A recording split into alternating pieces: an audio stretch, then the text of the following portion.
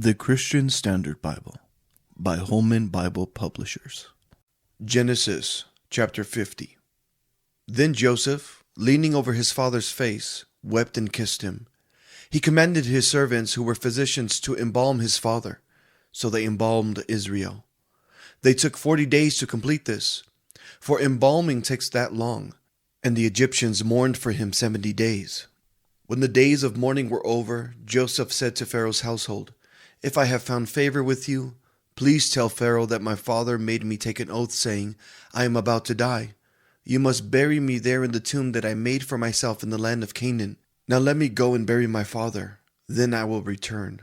So Pharaoh said, 'Go and bury your father in keeping with your oath.' Then Joseph went to bury his father, and all Pharaoh's servants, the elders of his household, and all the elders of the land of Egypt went with him, along with all Joseph's family, his brothers, and his father's family. Only their dependents, their flock, and their herds were left in the land of Goshen. Horses and chariots went up with him. It was a very impressive procession.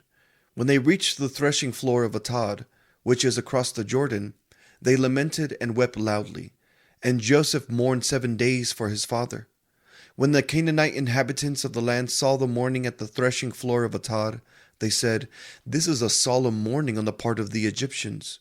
Therefore the place is named Abel Mizraim. It is across the Jordan. So Jacob's sons did for him what he had commanded them.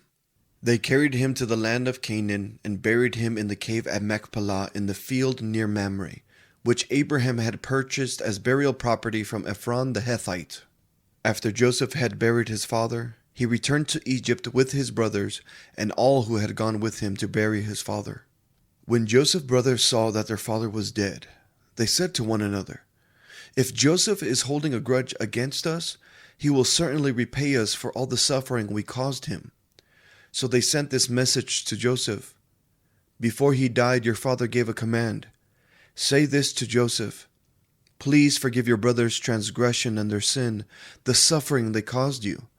Therefore please forgive the transgression of the servants of the God of your father.' Joseph wept when their message came to him. His brothers also came to him, bowed down before him, and said, 'We are your slaves.' But Joseph said to them, 'Don't be afraid. Am I in the place of God? You planned evil against me. God planned it for good to bring about the present result, the survival of many people. Therefore don't be afraid. I will take care of you and your children.' And he comforted them and spoke kindly to them. Joseph and his father's family remained in Egypt. Joseph lived 110 years. He saw Ephraim's sons to the 3rd generation. The sons of Manasseh's son Machir were recognized by Joseph. Joseph said to his brothers, 'I am about to die, but God will certainly come to your aid and bring you up from this land to the land he swore to give to Abraham, Isaac, and Jacob.' So Joseph made the sons of Israel take an oath. 'When God comes to your aid, you are to carry my bones up from here.' Joseph died at the age of 110. They embalmed him and placed him in a coffin in Egypt.